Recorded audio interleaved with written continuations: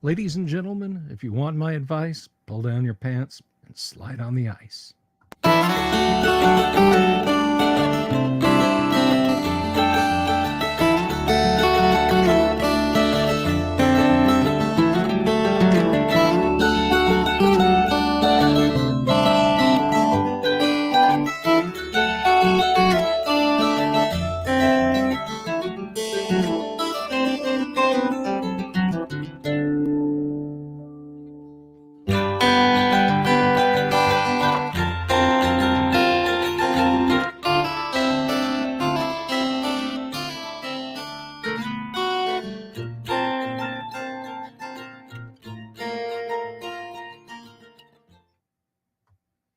Well, good Monday evening to you, everyone. It is good to see you, and it is good to be seen by you. And I, of course, am the one and the only Bill Sylvie, aka the Dungeon Delver, coming to you live from an undisclosed location somewhere in the swamps of Central Florida. And I hope you're having a wonderful evening. Good evening, Pauper Knight, Damien247, Jimmy Invictus, Light Main, the Ultra American TTRPGer, Rabbit Wrangler, and Michael Dale. Anyway, and I'm sure you guys will all pile in as you do on a Monday night. I hope everyone had an absolutely positively great weekend this past weekend. Let me tell you, Mrs. the Dungeon Delver Night, we were so lucky. Of course, you guys know Eric Garland, Heidi Gygax Garland, Gary's daughter, one of Gary's daughters, I should say, not to exclude the others, but the only one to date that's been on the show. They were in town. They were here in the sunny climes of Central Florida. And so Mrs. the Dungeon Delver and I left the Bat Cave, and we went on to where they were at their little condominium thing, and we hung out with them for a good chunk of the afternoon. I made us a key lime cheesecake, and we enjoyed that, and a wonderful lunch provided by Heidi and Eric, and it was a good time. We discussed what I'm going to be doing at Egg Con this coming summer, and we just relaxed. In case anybody is wondering, we did not play any D&D. I did not take any dice with me. Yeah, it is a nice pick, Lightmean. It is. I should, you know what? I wish I had that to share up with you guys right now, because it's a lovely picture. But anyway, no, we had a lot of fun with Heidi and with their little ones. My cheesecake was appreciated. And let me just remind you guys of something. Cheesecake is a breakfast food. It's got eggs, it's got dairy, it's got citrus. Honestly, I don't see how you could argue the point. So anyway, hello Nordic. I hope your so becomes so awesome tonight. But anyway, I'm pretty tired too myself, though. I know you guys can never really tell, right? Like, I have that thing where people think that my studio is some vast, cavernous warehouse of fun, and I just shove myself into the corner. I don't, and it's not. That way is like wall to wall here is like 12 feet, and this bookcase to the step up that is the utility area where there's a washer and dryer off to the right there, that's like 9 feet. It's I don't have a lot of room here, so if you're ever like thinking, wow, it must be a good, yeah, it's not. I'm like crammed in. In fact, that I got to give a shout out to Boganora Imperial Ramblings. A big shout out to him, because he has donated a new streaming PC to the channel. So the one that's basically keeping me sitting like this, because it's the size of like a small house itself, will soon be going away. I will be sealing it away and putting it somewhere where it will be safe from the elements, but also not in my way. For he donated to me an 8th gen Intel small form factor workstations, about that wide, about that high, about that deep, and I can get a bracket and hang it under the PC or hang it under my table here, and then not worry about shattering my shins and my kneecaps on this giant thing here. Of course, then I'm going to have to make room on the desktop for my soundboard, but one problem at a time. Hey, Dungeon Minister, placing protective wards on it. Thank you very much. You all know I've got the Ark of the Covenant back here. It may be, it just might be. But no, I spent a good chunk of the day cleaning things up. I followed Sylvie's law of decrapulation. And Sylvie's law of decrapulation states that when you store a bunch of crap in storage totes, bankers boxes, old Christmas gift boxes, cardboard boxes, garbage bags, under the assumption that I might need that someday, you have 6 months.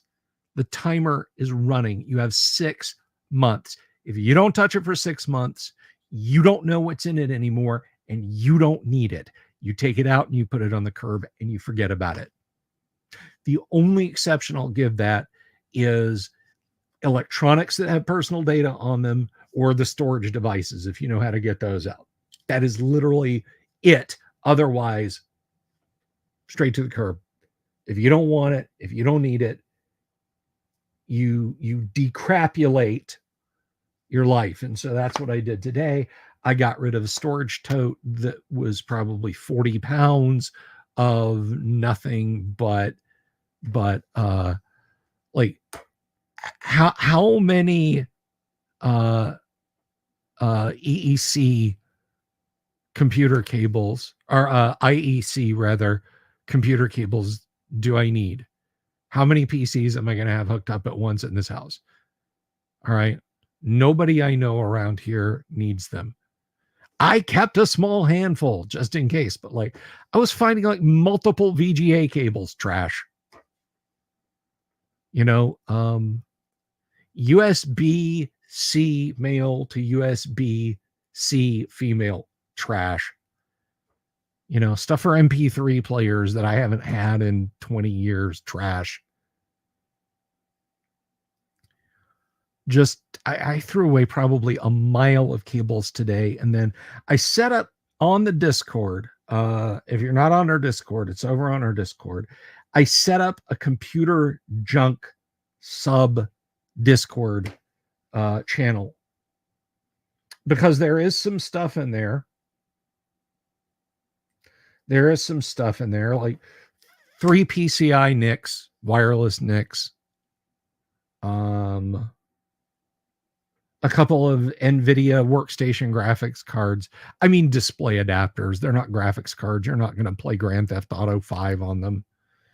I've got a couple of those. A Radeon X600 with 128 megs of RAM, 8 gigs of DDR3 of no specific brand spread across 4 2 gig sticks, an NVIDIA 8400 GS PCIe video card, a couple of motherboards, one of which needs a cap replaced on it.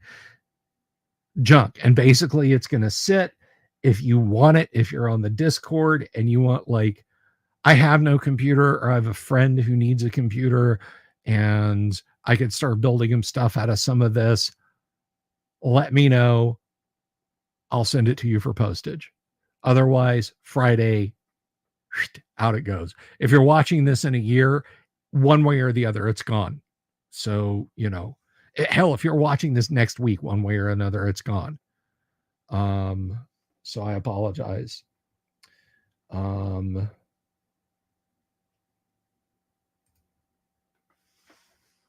Any good 1 1/4? I think you mean 3 1/4 inch. I actually have a box of 3 1/4 inch floppies that I'm nostalgic about. One is my emails disk that I downloaded my emails on. And yes, I do have a USB floppy drive. Elvin made in. Hello, darling. Hello, hello. I know you need to sleep. I am always positive, sweetie. Mwah, good to see you. 33K7, hello. Emmy's going to be a guest on the show soon, guys. She's going to talk all about Tales from the Tavern and her awesome life. Right, Emmy? That's happening, right? Hey, Jeff from Dankar, good to see you. So anyway, so yeah, just I found a grocery bag full of old Android phones, like all my Android phones going way back.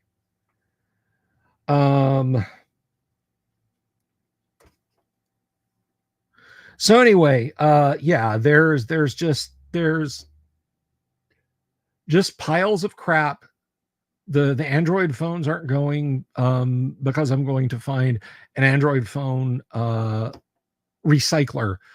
Basically, there are organizations that will take used Android phones, wipe them, and give them to those in need. So I'm going to find someone who will take care of that.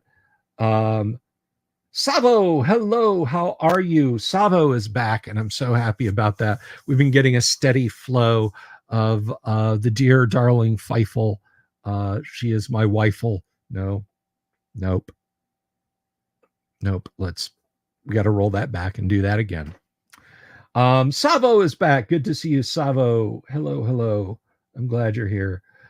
I wish I had a PC old enough for a tape drive, for a cassette drive. Shinchara, greetings.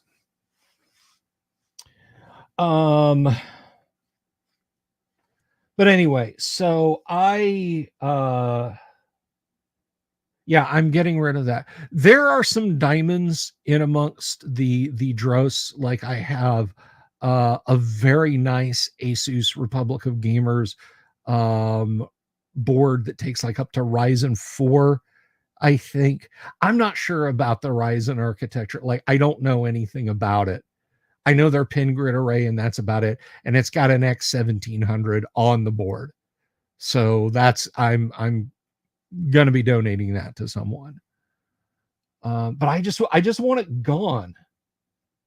I just want it gone. So I'm cleaning stuff out. I found my GTX 760, which, to be honest, if it had 4 gigs of VRAM in it instead of 2, I would probably be more inclined to hang on to it. But I will find it a good home likewise. But anyway, so yeah, that's what I spent today doing. And I forgot that I had pushed a bunch of stuff here into the studio space so I could pull stuff out and organize and throw things away. But I forgot about that till like 20 minutes before the show and I had to do a mad scramble to push things more or less the way I want them. But my God, my studio / man cave is still just such a wreck. But let's talk about positive things like Chris Kane showing up. Hello, Chris. Good to see you. Is anyone nostalgic for an abacus? I bet Feifel would like tear an abacus up, right? I mean, she's an elf. She's like what, 1,000? She has to have learned that thing. Derek Mann. He's Derek Mann. So let's talk some positivity. So I actually got clued in on this. This was Rabbit Wrangler dropped me a link. So I think so, 33.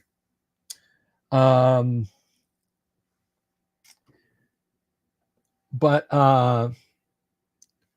he sent me a link to so the Big Paper in Milwaukee is the Milwaukee Sentinel Journal. Now, for you younger folks, I mean newspaper. I don't mean toilet paper or drawing paper. The newspaper in Milwaukee is the Milwaukee Journal Sentinel. Now, I know a little bit about what I'm about to tell you about. Paul Stormberg, who is a friend of this show and a personal friend of mine and an absolutely solid guy, right? Right. You know, you could shelter behind him from a barrage of enemy machine gun bullets and he would just be like, tall and proud, you know, but in a humble, nice way. Paul will basically, at the drop of a hat, fit something positive about D&D into the local media up there in the state of Wisconsin. And so I think that's come up here is a big is a big thing that he is largely responsible for. Now, Rabbit Wrangler has the actual physical paper, and apparently the Sunday issue of the Sentinel Journal had a like full color cover page one spread was a positive article about Dungeons and Dragons. But that's not all, and I'm going to share this with you. We're not going to deep dive the articles. I may do an interstitial tomorrow about this, but so let's share and we'll load this up here. So here's the newspaper. You know, it's your standard big town, small big city newspaper. Milwaukee's on paper bigger than Orlando. I mean, as far as like Metro Orlando is like 120,000 people. Milwaukee, I think, is pushing 1 million. But if you include the Metro Orlando area, when you get out into Winter Park, into the suburbs, like and smaller neighborhoods that are associated with Orlando, we just blow right past them. Meanwhile, when you get outside of Milwaukee, you are in pastoral country. So let's take a look then at what they've got going on, because like I said, it is a small big city. But three separate articles I found just by looking under Dungeons, and these are not like, well, here's one from 2014 and here's one from 2019 and here's one from 6 months ago. This is actual brand new stuff. So no, go away. Here's a look at Dungeons and Dragons sites in Lake Geneva. A dragon sculpture outside the Lake Geneva Museum, 255 Mill Street in Lake Geneva, pictured on August 22, 2024, pays homage to Dungeons and Dragons, which was invented in the city. We have this lovely colored stained glass window titled The Wizard of Lake Geneva, designed by none other than Jeff Easley, and crafted by Gilbertson Stained Glass, is on display in the Wizard of Lake Geneva exhibit at the Geneva Lake Museum. Of course, I think I've shared at least a photo on the right there with you guys before. Photos of Gary Gygax, one of the creators of Dungeons & Dragons, is on display in the Wizard of Lake Geneva exhibit, and we talked about that. Types of dragons, and I think that's a little bit later stuff. And there, of course, is the full view. Another Jeff Easley stained glass window. Wisconsin in the summer is absolutely fantastic, I must say. And then there's an outside view of the museum. Visitors from around the world have signed the guest book, The Wizard of Lake Geneva exhibit at the Geneva Lake Museum. Scott Leitner of Boca Raton, Florida. Florida represent. We're everywhere. Florida man is everywhere. And there's Gary and Dave. Now, I have to say something. At the library in Lake Geneva and in an archive at the University of Madison, Wisconsin, is the module that Heidi and Eric designed. One of the modules, a couple of the modules that Heidi and Eric designed, the shadows over Lake Geneva. I did some work in that. Not a huge amount. They did the actual design. Let me be 100% clear. I did not, like, I'm not claiming them as my own, but my name is on them. And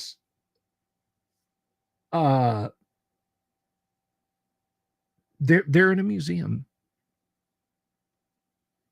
and in a permanent university library. That is exceptionally humbling. That is exceptionally humbling.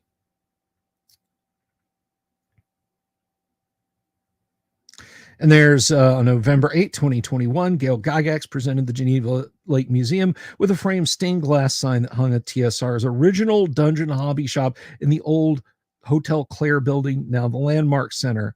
So unfortunately, that's as close as we can get on that. But there you can see it's quite a nice piece. Ah, there it is. There it is. That is beautiful.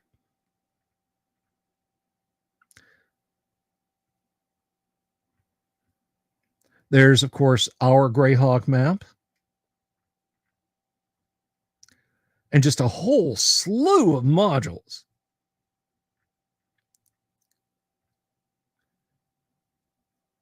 That's where Gary created D&D. So anyway, you get the idea, right? You get the idea. There's Mike Carr, Horticultural Hall. You get the idea. Lots of positivity. That's just one article, though. That's just one article.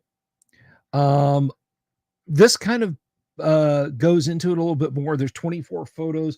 We sort of looked at that.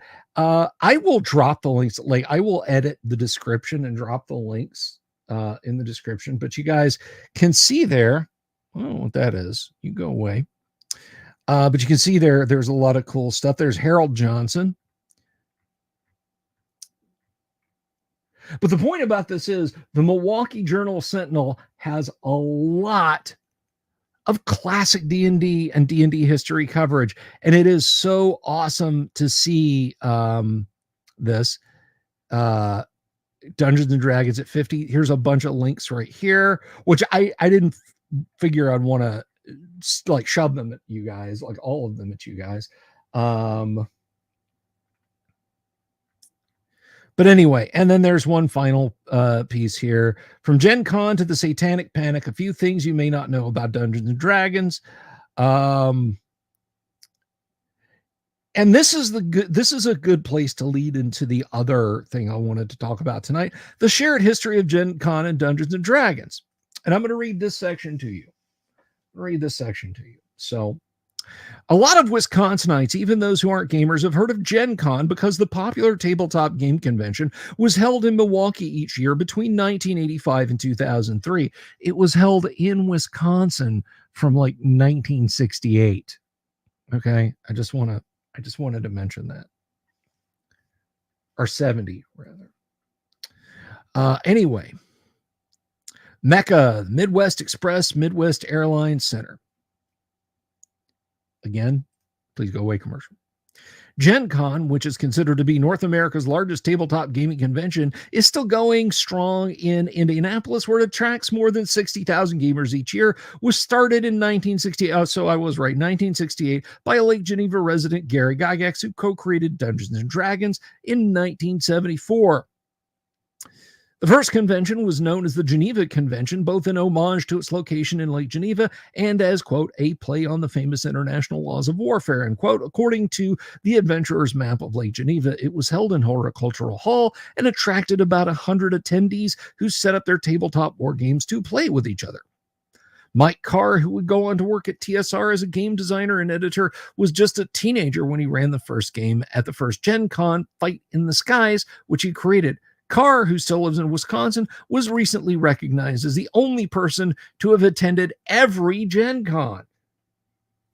D&D got people coming together to play games, and they wanted to go to conventions to play the games, and Gen Con was a ready-made market for those games that affect the rest of the games industry, said board game barrister owner Gordon Luager, and I apologize if I didn't get that right. It's really hard to separate the history of D&D without talking about Gen Con and the conventions that came from that. Gen Con is the Mac Daddy of... I'm guessing Gordon is probably about my age, because nobody says Mac Daddy anymore except for tired old people in their 40s and 50s. Robert Turner, hello, good to see you. Robert Phillips, hello. Let's see. It's really hard to separate the history of D&D without talking about Gen Con and the conventions that came from that. Gen Con, yes, the type of fandom works to build markets for those games.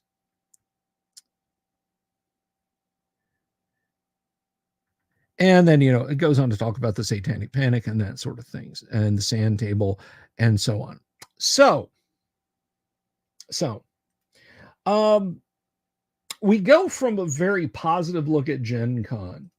And I didn't think this real, because we focus here, we focus on the positivity, we focus on the good stuff. I really didn't think it merited an interstitial video, but I thought it was kind of newsworthy. I've been to Gary Con. I think Gary Con's a fine event. Before then, the wife and I attended the Lake Geneva gaming conventions, beautiful spring, summer events in Lake Geneva. And of course, I'm headed up to EggCon in July of next year. Very much looking forward to that.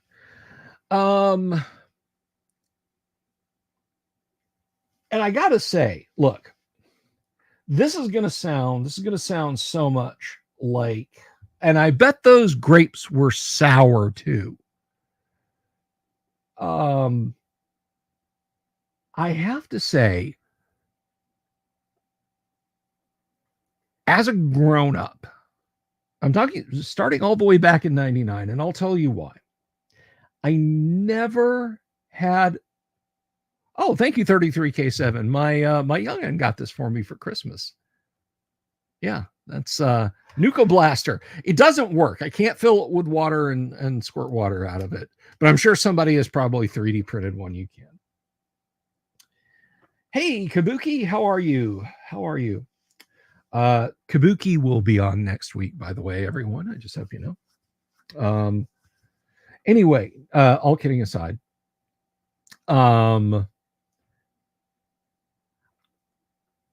a couple of friends of mine actually ran a D&D adventure at Gen Con one year. They did the Tower of Gygax, which was take a level or a section of a classic module and run it. And the thing is round robin, right?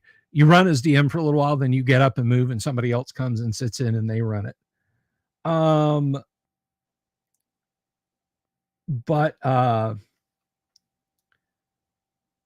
in 1999, when I was talking to my friends who had been to Gen Con, they told me that the largest booth at Gen Con was Sony Verant. And if you don't remember Verant Studios created EverQuest.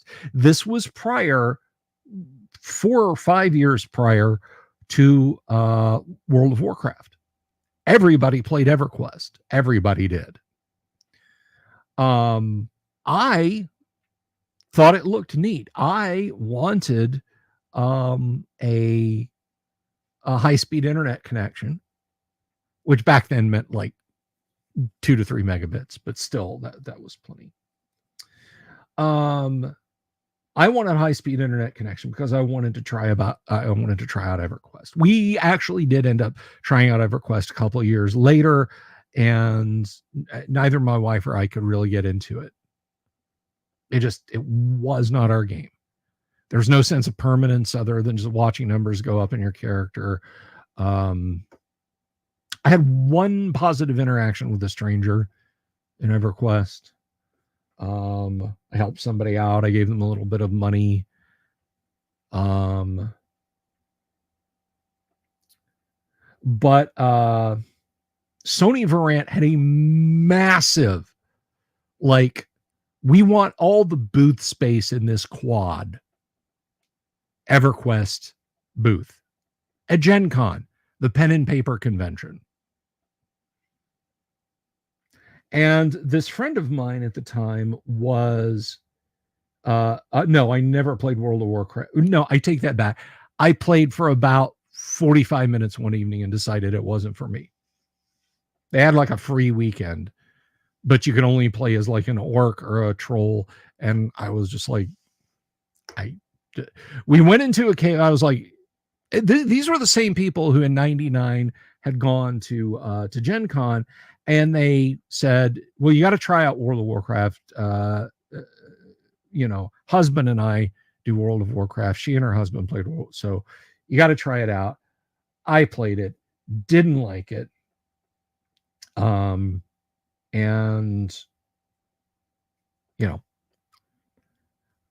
but when I was trying it, I said, okay, you say this is replacing Dungeons and Dragons. Let's go to a dungeon. And we went into a dungeon, and I guess we ran into something, and we fought it and whatever, and we left. But like, we got back to the village, and my character just fell over dead. And I was like, what was that? Oh, well, you must have gotten like, that thing was doing like DPS that just like stuck to you. Now, I know in AD&D you can get cursed, you can get poisoned, stuff like that can happen. But I was just like, there was no indication. You had to know how WoW's video game mechanics worked. There's no DM to say, oh, you feel ill. It felt like nothing but just a chaotic soup of ugly polygons flying around on my computer screen. And I just less than zero interest in it.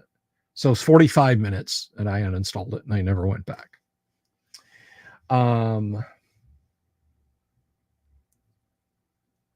But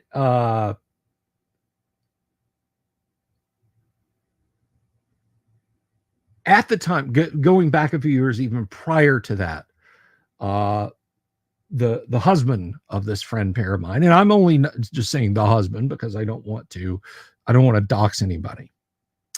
But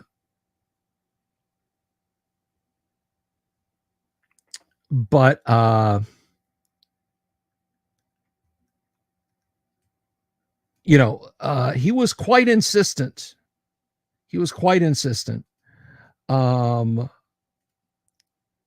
That like this was the way of the future. The D&D was, that it was right and proper that Gen Con should have a focus on computer games. And I have, like, the few times, I've talked about it since then, he has leaned on that, and I have just vehemently disagreed with him on the topic. What game was it that I was talking about? Oh, we're talking about EverQuest and World of Warcraft. All right, so now consider the topic of Gen Con itself. 60,000 people. Basically, a third again the population, possibly as much as twice the population of Gadsden, Alabama, descends on Indianapolis for like 5 days.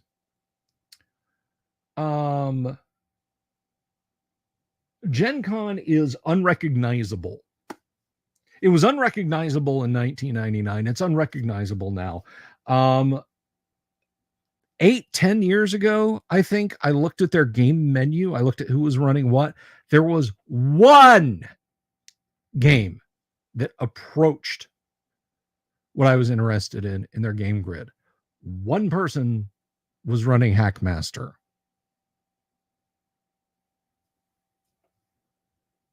Everything else was third and fourth edition. I don't think 5e was out yet. I think this was before 5e.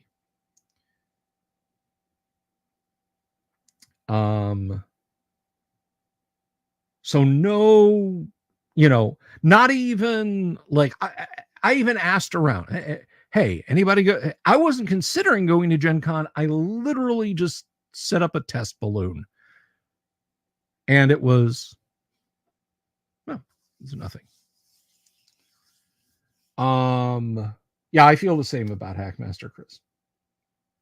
Odd Scimitar, I could do an entire show on Hackmaster. I'm not going to, but I could do an entire show.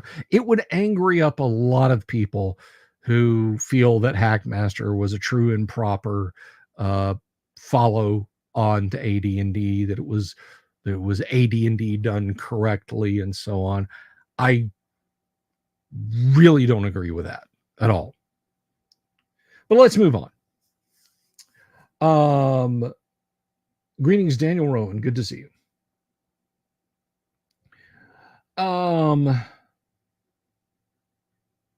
Hey-oh, Imperial Ramblings. Were your ears burning? I was talking about you earlier. And your awesome donation of the soon-to-be next streaming workstation. I'm excited about that. But anyway, so this is a thing that happened at Gen Con. I did not know this was a thing at Gen Con, but apparently, I guess when you draw 60,000 people in a week, not everybody's going to give a damn about tabletop role-playing games, or even if they do, they're going to have some different focus. If I was going to fix AD&D, what would I change, add, streamline? Not much. Not much. An index in the player's handbook. An index in the player's handbook. A little bit of clarification on how long you stay paralyzed from carrying crawlers, ghouls, etc. Yeah, just some clarifications. No rules changes. The game itself, North of the Rockies, was published as a parody. It did not have to be. The people at Kenzer and Co. Did that on their own recognizance. They made it a parody because they wanted to. We could have had an AD&D that was like AD&D again. There was no provision given by Wizards of the Coast that Hackmaster had to be a parody, but they made it into a parody of D&D. So let's continue. So there's been a writers' symposium, and they've been run the last few years by a certain group of people.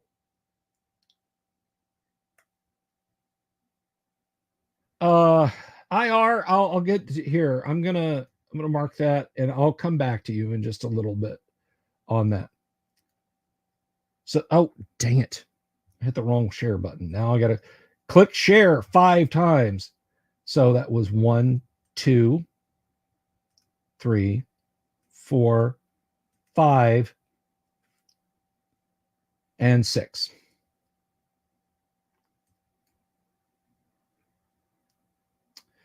The Writer Symposium Incident, September 2024. Now, I'm going to talk real briefly about what went on, because this is long. This is long. If you look over in the browser, you see the handle to slide this down. It's tiny. This is long. This is about a week old. The Writer Symposium Incident, September 2024.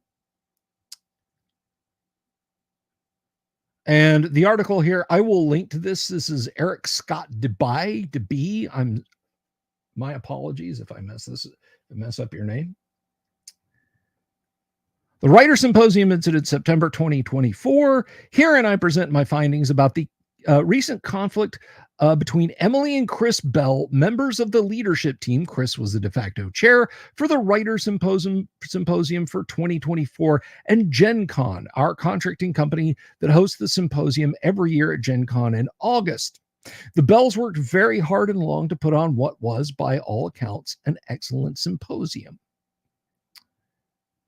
Principal members of Gen Con who will be discussed here are Marion McBridge, the symposium liaison, and Derek Guider, her boss on the event committee. Within the last days, Gen Con, I'm not sure specifically who said it, informed the Bells they are removed from leadership of the symposium going forward through 2025 and beyond.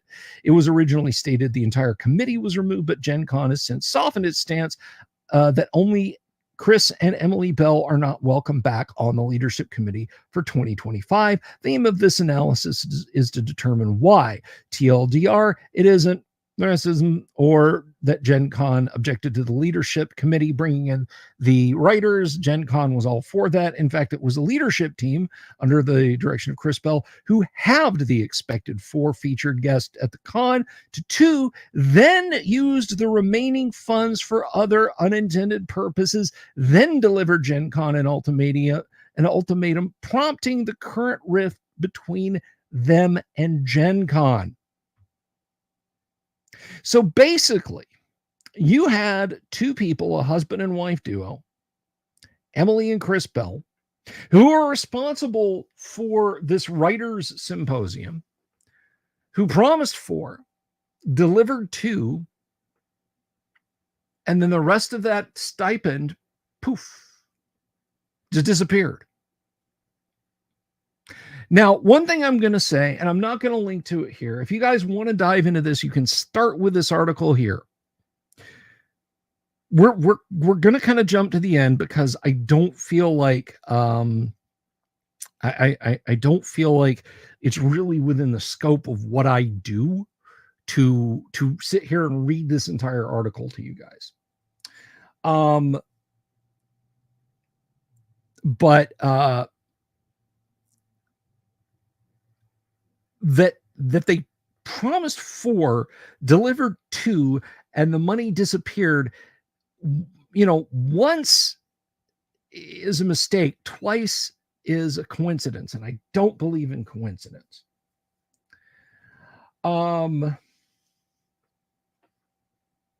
Incident is a lovely word. It might be silly, it might be catastrophic. Exactly.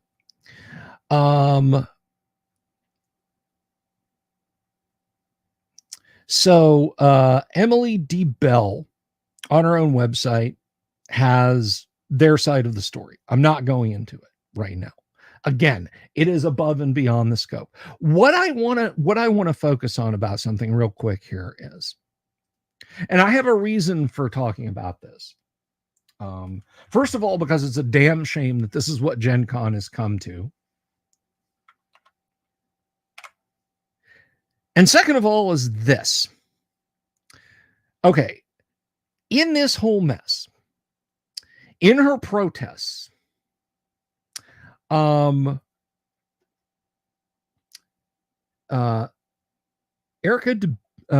Bell made the claim in all of this that they were on their back foot, that they were being attacked, that it wasn't the first time they'd been attacked, and they were fired from another convention. They used this as an argumentative point as to why they were, like, well, we're being attacked. Well, what do you mean you're being attacked? Well, Gen Con fired us, and Confusion fired us. Like, if you're going to defend yourself in the public arena, why wouldn't you say something positive about yourself? But here's where it gets a little weird. In the comments of this excellent body of work that this individual has done about this, we have this individual, and I don't know how to pronounce. I'm just going to say Dubois. Dubois I can pronounce.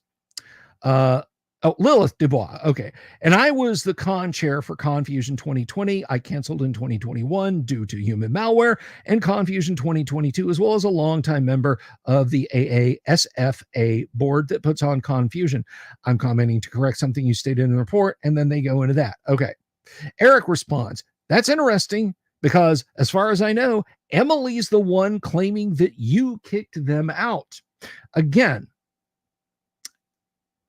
this individual, Emily, is claiming that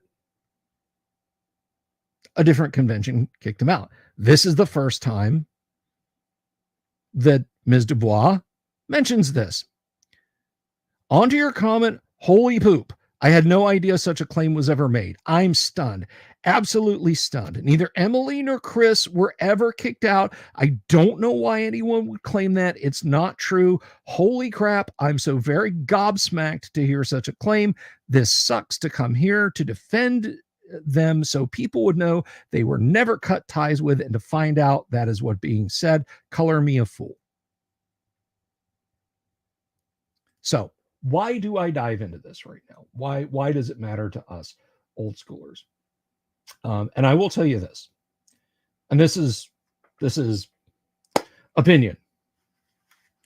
Gen Con used to mean something. Gen Con used to mean a gaming convention. Now, we can't cram it all back into Gary's basement. We can't shove it all into Horticultural Hall. We can't even go to the University of Madison, Wisconsin, and hold it there. It is what it is. And we can't change that. But when I look at things like this, and then I look at even GaryCon, which I think is getting unmanageably large.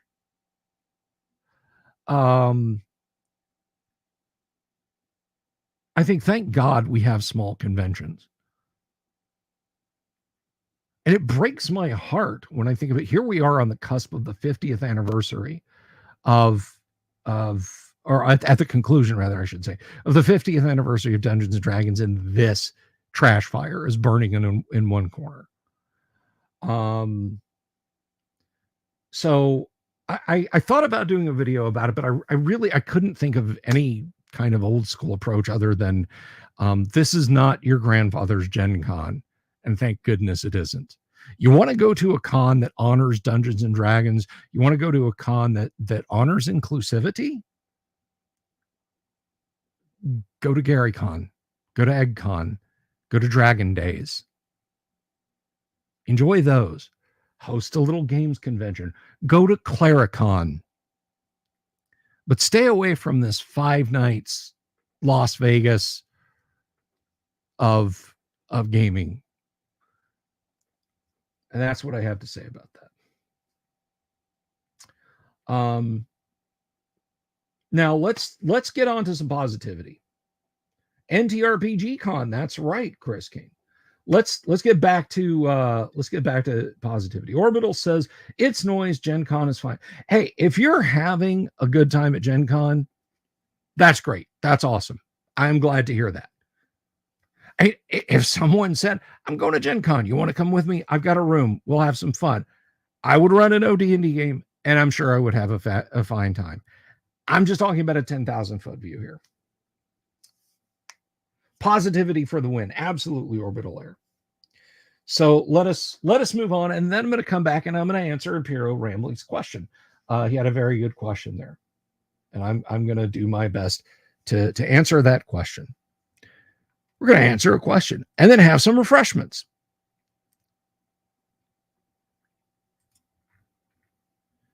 So, so let's see. Where is it? Am I looking for a link? No, at least not yet. Okay.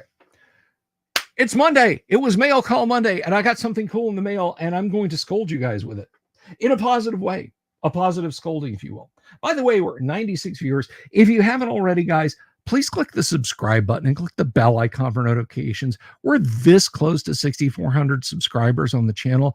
I would love to kick over to 7,000 by the end of the year. I don't know that it's going to happen. Don't know that we're going to get 600 subs. Gosh, it would be awesome if we did. So if you know of anyone who loves this kind of stuff that I do,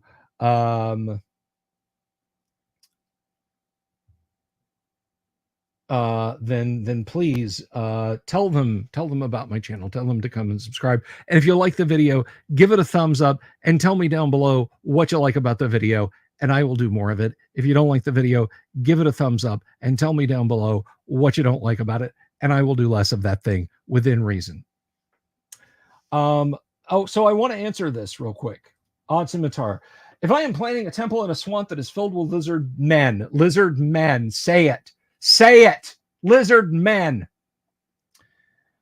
Would they have lit torches in their temple quarters? No, they would have fire beetles. They would have trapped fire beetles and probably be feeding them scraps of carrion, bits of the people that they hadn't eaten yet, fish, that sort of thing. They would be keeping them fed. They would have baskets of fire beetles to illuminate the corridor, like one in each basket. Is what they would be doing. Okay, so gonna scold you guys. I got something cool in the mail, and I'm gonna dox the person that sent it to me. This is what I got was. This is a pod copy, I'm pretty sure, but if not, I will take that back. Morkborg. I got a copy of Morkborg. I have like almost all the supplements for this, but I don't think I have this actual rule book. If I do, it's a floppy version. But regardless, I now have Morkborg. Actually, I think it's pronounced Milk Bar. I'm just kidding. So let's tear it open. So this is Morkborg, and here's where the scolding comes. Yeah, I think it's pronounced that, Kabuki. Mork Park. Too Dark Park by Skinny Puppy, which is actually probably very close to the vibe of this game. More Barbie, I think is what it's called. See, I don't know that this is pod because this sticker's on the plastic, and I don't think Lulu will do that. So if you don't know what Morkborg is, it is the black metal version of basic Dungeons and Dragons. Your character can die from typhus during character creation. Your paladin can accidentally utter blasphemy. D10 occult treasures, corpse plundering. You use a D66 for that, apparently. Traps and deviltry, weather. Like your weather on D12, lifeless gray, hammering rain, piercing wind, deafening storm, black as night, dead quiet, cloud burst, soup thick mist, crackling frost, irritating drizzle, roaring thunder, grave like cold. You know, that's just some of the stuff you get. But it's a terribly atmospheric book, even if you don't use the rules. And there is a module. But basically, you know, if your thing is cannibal corpse and death and you know, what are some of those bands? Atheist. Who else? Help me out, guys. You know, just Norwegian black metal. The RPG is what this is. I got this lovely book from Thane Kyle. Thane Kyle sent me this book. His channel is D and Disability. D & Disability here on YouTube. Typo, negative, rigor mortis. There you go. There you go. There's one I'm trying to think of, and I've gone completely, but like I can picture in my head their album covers, but I'm sure it'll come to me like 10 minutes after I sign off tonight. Hey, we're over 100 viewers now. Thank you, everyone. Kabuki, it's all heavy metal, Kabuki, you know. Thane Kyle sent me this book. Over on his channel, he had a little contest because he did a what is in the future of our channel,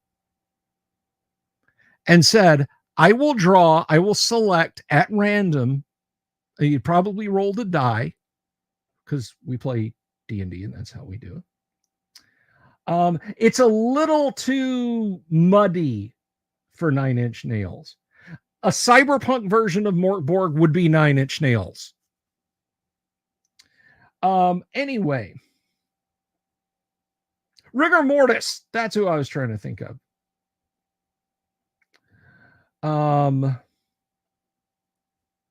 But there was another band, and I'll try and think of it in a minute. Anyway, Thane Kyle said in his video, leave a comment, and I will draw from those comments, and the winner gets a copy of Mort Borg. This could have been yours. If you like this and you've been sitting on the fence and you're like, man, I really need to buy that, it could have been yours. But it's mine now. It's mine. It's going on my shelf with my other RPG books. Will I ever play it? I don't know, but I'm going to read it and enjoy it. I hope I get a chance to play it.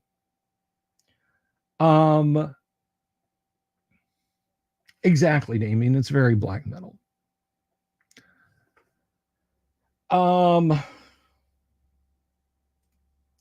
This is going to bug me, so I'm going to have to look this up. The point that I'm getting at, guys, the point that I'm getting at is this. You got to subscribe to people's channels. You got to leave comments.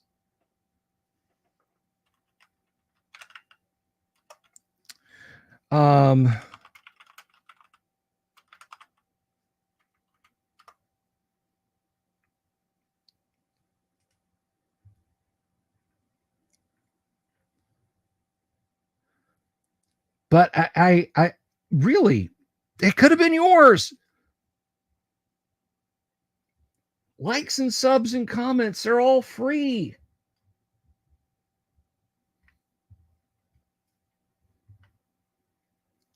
They're all free, guys.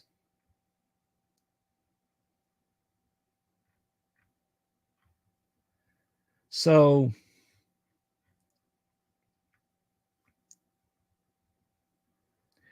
I hope you have learned a valuable lesson.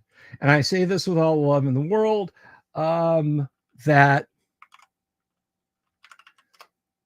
don't sleep on things like this. When I say, hey, go subscribe, maybe Dungeon Minister will do it next. I know Dungeon Minister has given stuff away. Million plus sub channels, they like it when you leave comments, but we really like it when you leave comments. That's all I'm saying.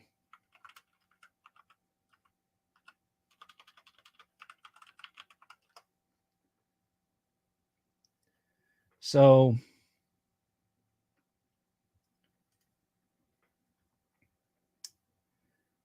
I just, you know,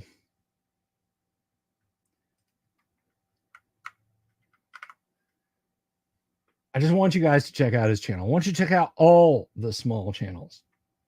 I want you to check out Dungeon Minister. 33K7, don't know what to do with that, not your cup of tea. No, I got you, man. I got you. But still, that is a pretty, that's a pretty solid thing to give away a role-playing game.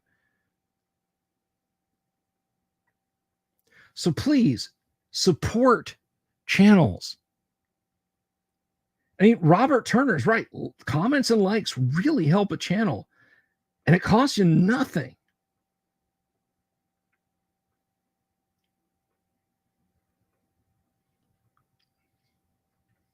So please, please, please do support that.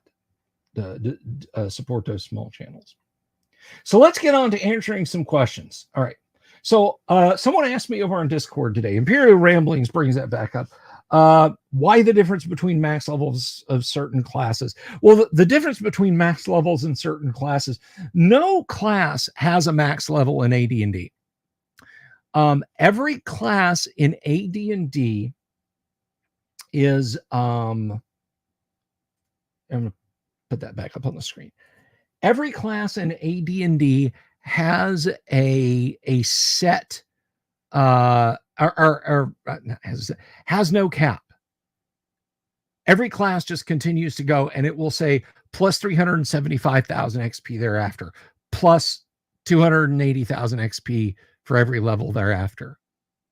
And you can just keep going and going and going and going. You can have Josh, the 99th level paladin, Mary, the 150th level bard.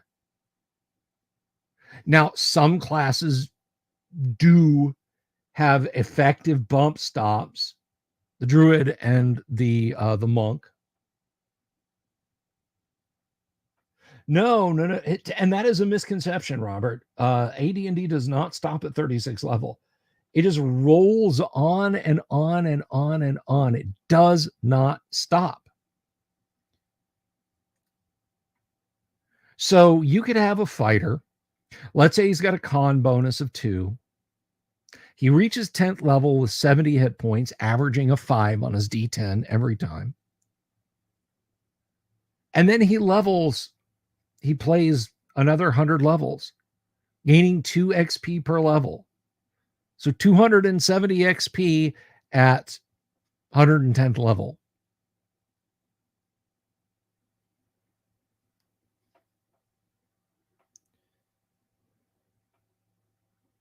Dirty History and Hobbies says I've managed to consistently get 1 dislike per 500 views. I'll let you guys in on a little secret. He's a crypto Canadian. That's right. Dungeon Minister is mining Bitcoin as we speak. He's sitting there thinking of hashes. Writes down a long string of numbers, enters it on his computer.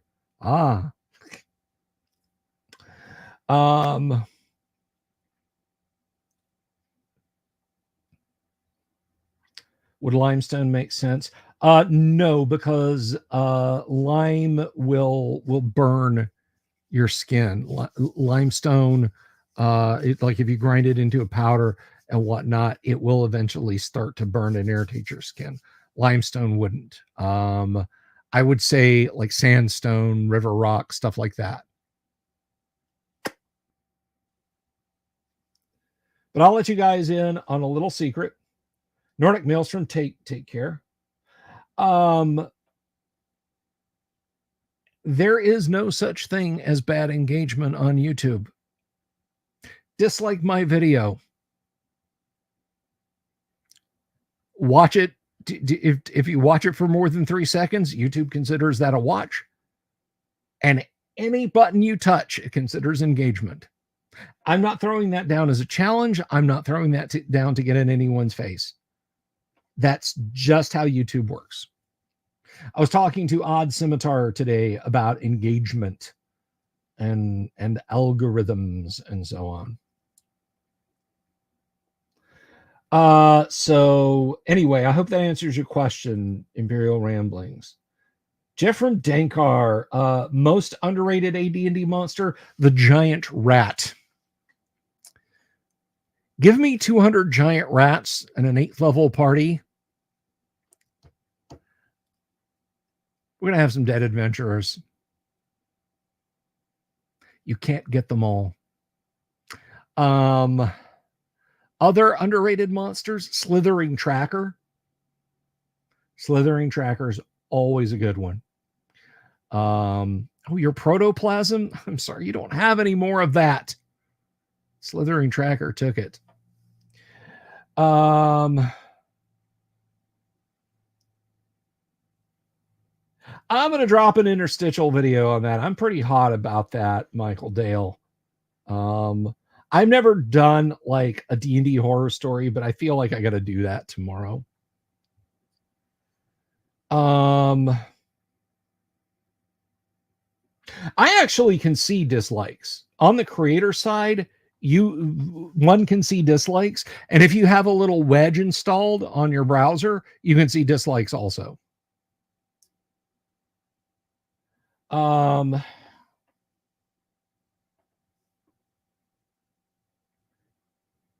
Let's see. Underrated monsters. Yellow mold. Enough yellow mold becomes psionic. You ever seen a party get psionic blasted by the yellow mold?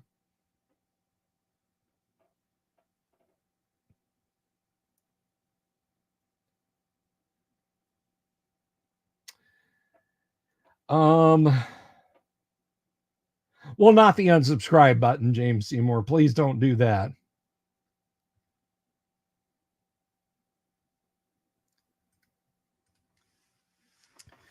Let's see. Brown mold is another favorite. Freeze the party to death.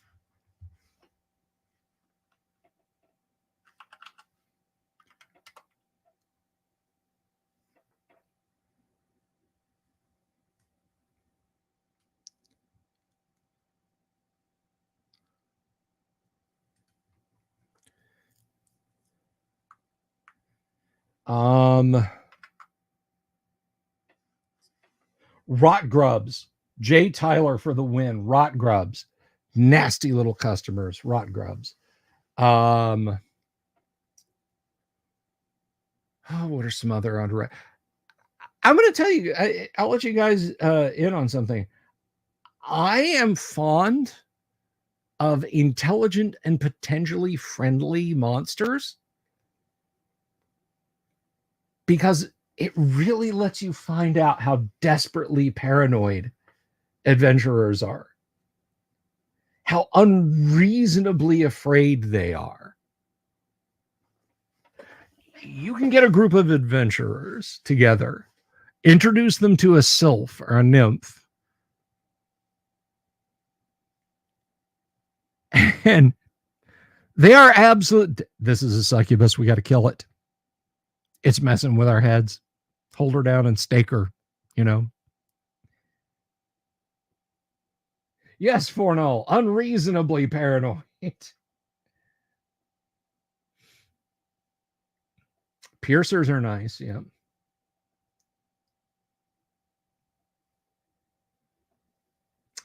I have actually looked at a couple of the Hacklopedia of Beasts, but yeah, James. I mean, what can I say? Like I tend to view most of Hackmaster as a one note joke. So Gnome Titan, just like whatever.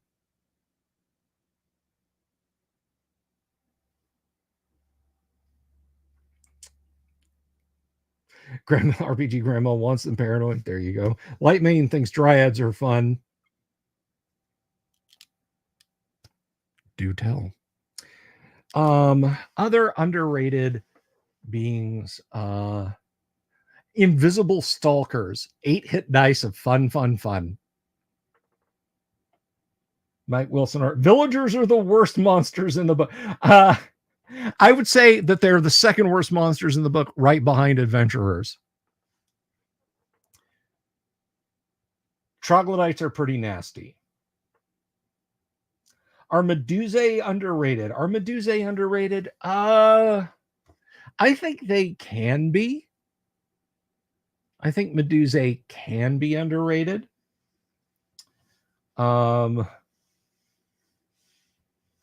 That's the whole point north of the Rockies. Sons of Chios shouldn't get any love.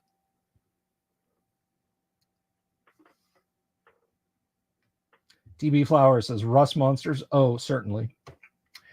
Let's talk a little bit before I forget. Hey, we're 121 watching now. That's awesome. Yeah, you need to use herd monsters. Let's talk a little bit about what's coming up this week. So tomorrow night, we're playing first edition Advanced Dungeons and Dragons. And if you don't know what we do when we do that,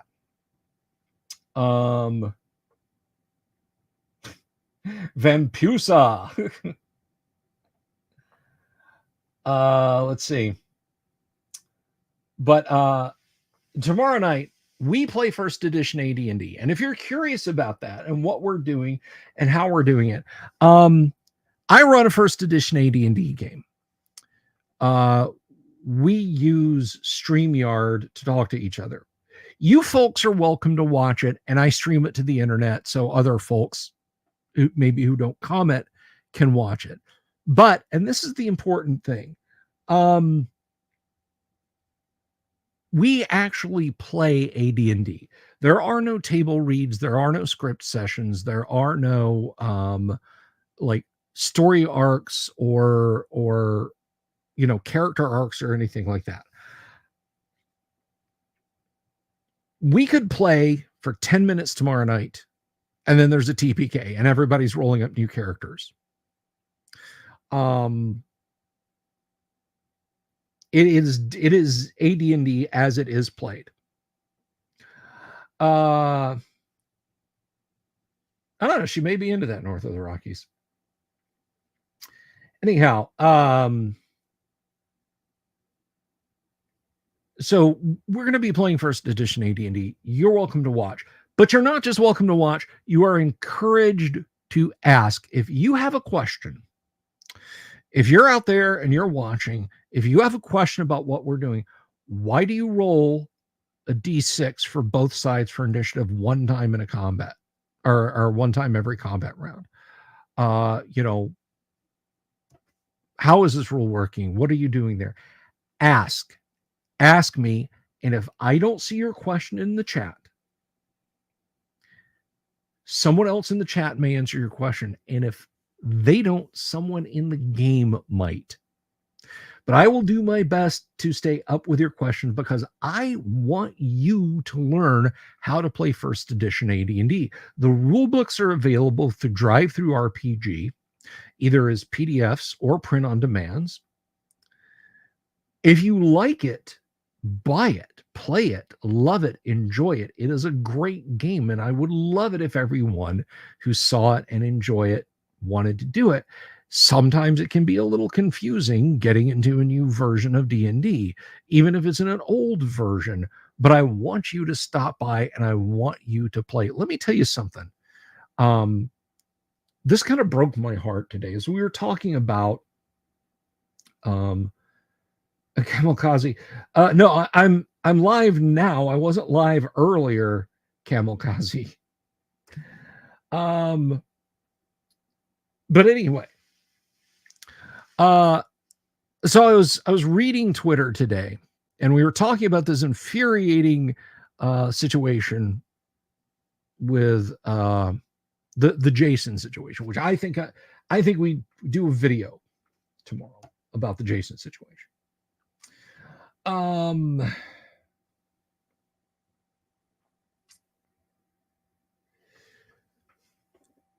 And someone left a comment, and this broke my heart. And I want to give this a little bit of time. I want to give this a little bit of airtime before I continue on with what we're doing in the week. One of the people who responded under it, a very nice lady who's always been very polite to me on RPG Twitter, even though she's not in the scene for reasons that I'll get to in a minute. Joanna Shipley, I posted screen grabs from the Jason situation, and she left in the comments, she had wanted to play Dungeons and Dragons, but was told that it wasn't for girls. And she immediately lost interest in the hobby and left. I hate reading things like that. Joanna, if you're listening to this, I know you don't follow me on Twitter. I get it. Find a group. Please find a group. I don't want you to have gone away from D&D. I don't care what you play. Play D&D 2024. Go buy brand new books. Play Shadow Dark. Play 5th edition. Play 3.5. Play Pathfinder. Play AD&D.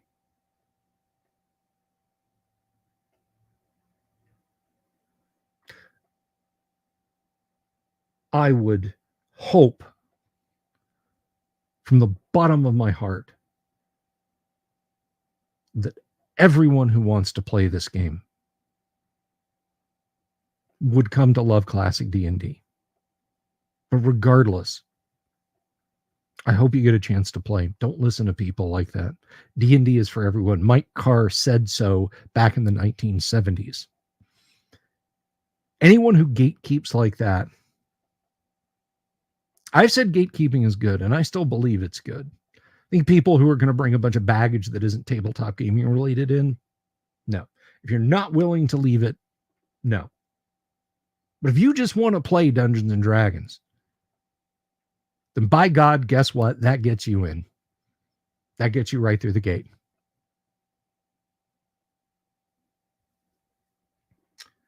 So maybe watch tomorrow night.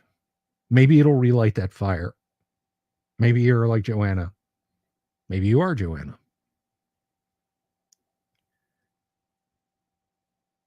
So that's what we do on Tuesday nights. Now, Wednesday, we are nominally, that is when Kyle's here. The kids are out for a couple of weeks. I don't know that Kyle will be back after that. He has some things he needs to deal with. But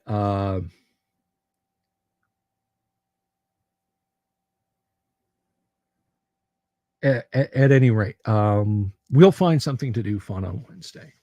I tell you what, I keep threatening to do this. Let's do a deep dive. I'm going to find a Dungeons and Dragons book we haven't looked at yet, and we're going to do a deep dive on it. Surely there is something we can do a deep dive on. Thursday, this Thursday. Oh, right. Thursday. I've almost forgot. John Pompson will be here on Thursday. John Pompson of Effing Cool Minis, and he has got a Kickstarter campaign for some cool tabletop RPG stuff. No, wait, Kyle will return. He's just out for a couple of weeks. So Thursday night, John Pompson is here. I'm looking forward to that. I'm excited about that. Friday night, we play the final Gamma World game until November. Every Friday in October, all 4 Fridays, is Shocktober Call of Cthulhu, wherein we will play a mini campaign, 4 games of Call of Cthulhu. And I'm really looking forward to that. But this Friday is the last one. We have some fabulous guests coming in October. We're probably going to end up doing it on a weekend, but or would it be a weekend? I have to settle the date. But Bob Antone, that's right, Mr. Owlbear himself, Bob Antone, will be on the show. We're going to talk cryptids, ghost stories, Bigfoot, and spooky, creepy things, and his music, and it's going to be a lot of fun. The 12th at 7:00 at night, October 12th, 7:00. Mrs. Alyssa Hazel will be here. Alyssa is a fantastic author of science fiction, weird fiction, horror, and other subjects, and I couldn't think again of a better person to have in Spooktober. And also, I got confirmation today. Sandy Peterson will be joining us for a show in October, and we're going to talk sublime horror, Call of Cthulhu. We're just gonna let Sandy just open up the cabinet of Dr. Caligari, and we're gonna have a lot of fun. We're gonna have a lot of fun with Sandy. And then we've got is it next week or the week after? We've got Paul Stormberg will be here in October. Aggie from Brave Alice will be here in October, talking about their AD&D stuff. We have so many guests coming in October. If it wasn't for the weekends, I couldn't fit them all in. But we're going to cram so many guests into October. And then that, of course, we'll have November, where we're probably just going to take a deep breath and do some deep dives, do some old school deep dives. And then, of course, come December, I'm just going to put it in a neutral and coast into like the first week of January. I'll do an interstitial every day of the dice, the dice advent calendar, whatever advent calendar Mrs. the Dungeon Delver deems to get me. Hey, old Grognard says, good to see you. But that is Mike Wilson Art says a good month to do a deep dive into Ravenloft. I won't have any time. We got guess. This I would love to have the time.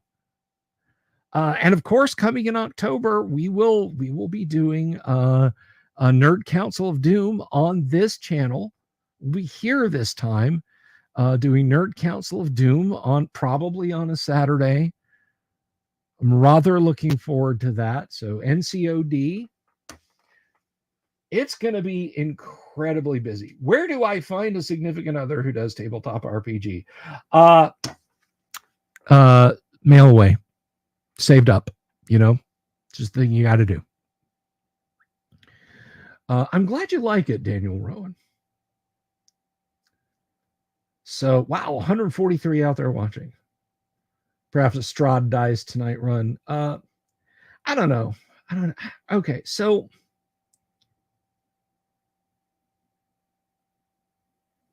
I've said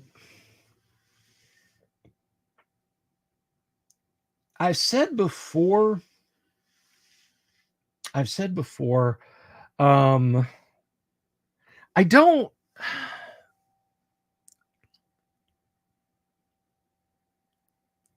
there's to me, Gothic horror and D&D, like, there's nothing particularly frightening about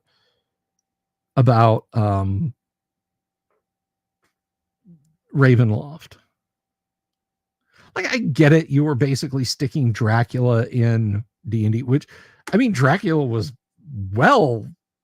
absolutely open source. Back in the 1980s, they could have just called it Dracula, But I also understand they wanted to do something unique. Hello, Alan Canning. Good to see you. So many guests, you need a gloved Japanese rail attendant to pack them in. That's absolutely right. Oh my gosh. So yeah, I just it's like, oh, he's a vampire. Well, I can turn undead. He's a high level vampire. Well, I'm a high level cleric. If you're throwing Dracula at a party, the party is going to be considerably high level. Do you dress as goths to play Gothic horror? Yes. I expect everyone to wear short male skirts, conical helms. Oh no, that's Visigoth horror. Local man can't stop dreaming about late Roman Empire because he too would like to be destroyed by Goths. That's right. The first module, it wasn't published by TSR, but We Warriors published Palace of the Vampire Queen.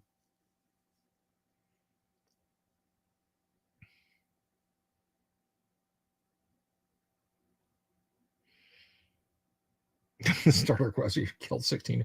No, don't be killing. You kill crows, you're toast.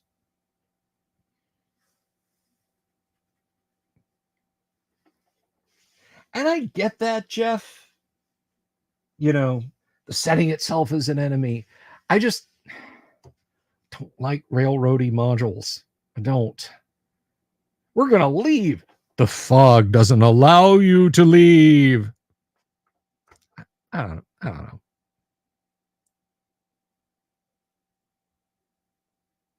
We actually did a deep dive on Dark Tower. The gleam in the eye of Set.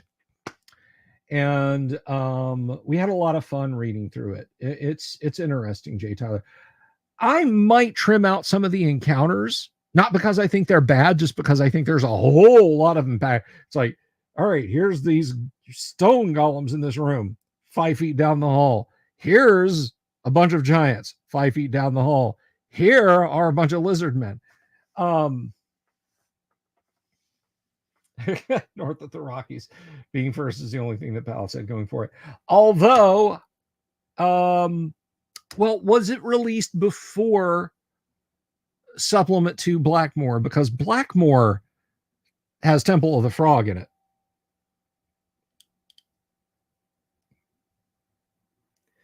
I know, Jimmy.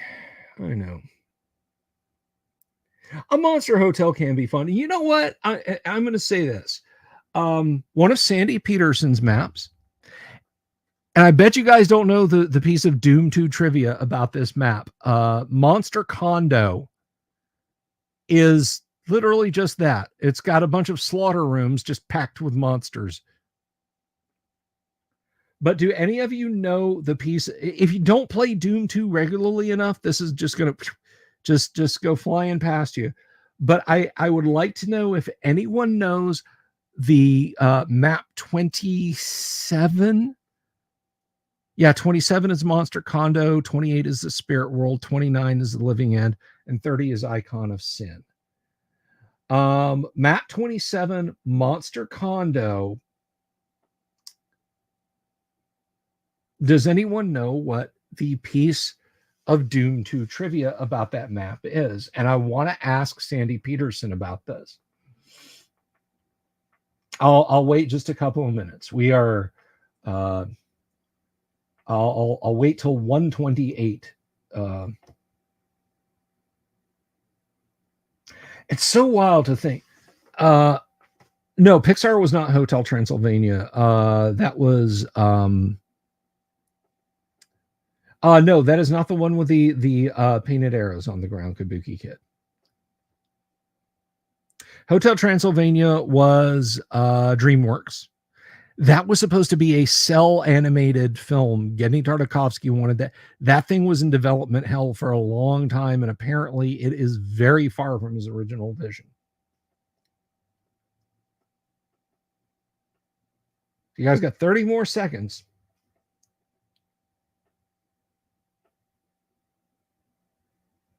James Earl Jones' Tulsa Doom was based on the Atlantean from Solomon King. Probably they drew in as much stuff as they could. There's a lot of Conan purists who really don't like the movie Conan the Barbarian. I adore Conan the Barbarian. I think that is like one of my favorite fantasy movies of all time. But as a Tolkien purist, I also get it. Like, I don't insist people like it.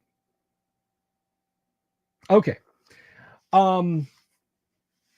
In various places in Doom 1 are these glass and steel pillars full of electronics. Their model in the game is called Tech Pillar because they look like a Lexan and steel tube that has like network wires, fiber optic cables, and computer modules running through it. And they're fairly ubiquitous in the original Doom levels, except for Thy Flesh Consumed, which has no tech-based stuff in it at all. Those are all hell levels. There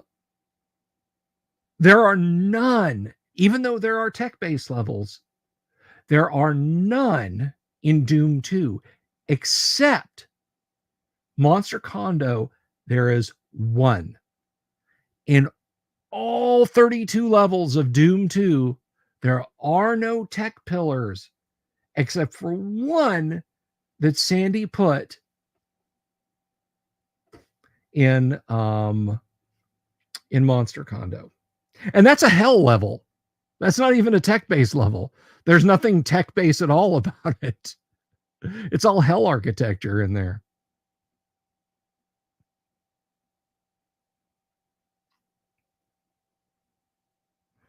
But anyway, I just thought you guys might find that interesting. It is 9:30. I've got to get ready for my first edition AD&D game, which is happening in half an hour.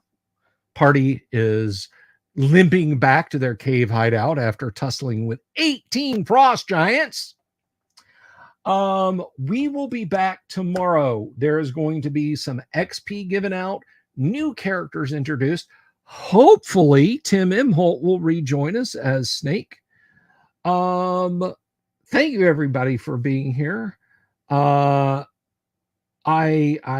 appreciate all of you guys for being here tonight, for the fun we had, the positivity, the look forward. Thank you for, I know it was random chance, but just the same, thank you to Thane, Kyle. If you guys support small creators, this sort of stuff can happen to you. I'm just saying, like I'm a huge creator, but anyway. And thank you everybody for being here. I do love you all. Remember, as we get closer and closer and closer to his appearance, that just having him on the show, just having Bob Antone on the show, will not necessarily save you from the owl bears. Good night. Have you seen my owl bear?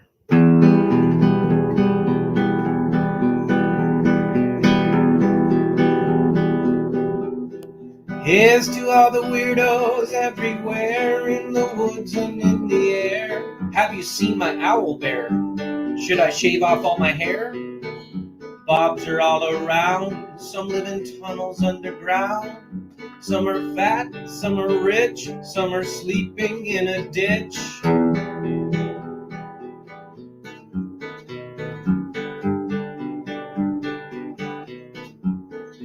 Can you ride a crooked horse without a saddle, way off course? Naked as a toad, all the way to Smoky Joe's. Have you seen the little creep driving fast in his little green Jeep? He smells like fish and brandy, but his rotten teeth look dandy. Take me to the show, I don't care if fast or slow. From action flicks to dancing dicks, just take me to the show.